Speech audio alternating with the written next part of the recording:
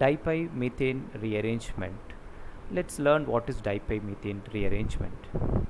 In dipymethane rearrangement, the starting material is 1,4 diene. You can see here this is a 1,4 diene. So this is first carbon, this is second carbon, this is third, 4 and 5. You can see the double bonds are positioned in 1,4 fashion, so it is a 1,4 diene.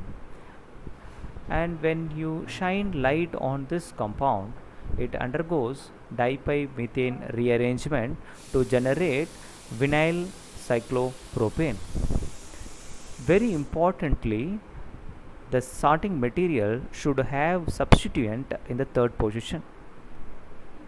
If you don't have substitution in third position, dipymethane reaction is generally not possible. Sometimes dipymethane rearrangement is referred as Zimmermann dipymethane rearrangement. Now we will move into the mechanism. It is a diradical pathway. The reaction proceeds through diradical pathway, and I have drawn the starting material here, and you can see here the double bond between first and second carbon undergo homolytic cleavage, and the double bond between fourth and fifth also undergo homolytic cleavage. And I have used the fish hook arrow because it is a homolytic cleavage.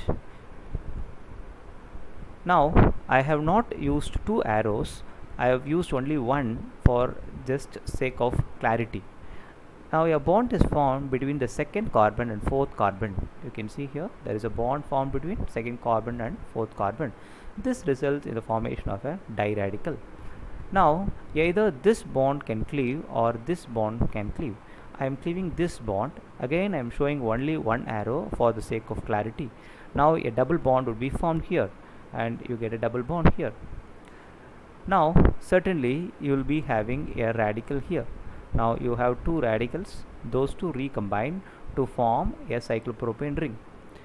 This rearrangement involves a 1,2 shift of one ene group and the bond formation between the lateral carbons of the non-migrating moiety.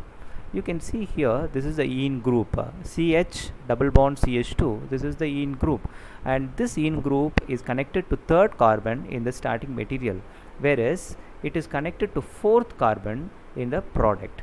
So we can consider that this ene group has shifted from third carbon to fourth carbon. So since it has moved from third carbon to fourth carbon, it is a 1,2 shift. And then finally what happens is a bond formation takes place between these two lateral carbon atoms. Thank you.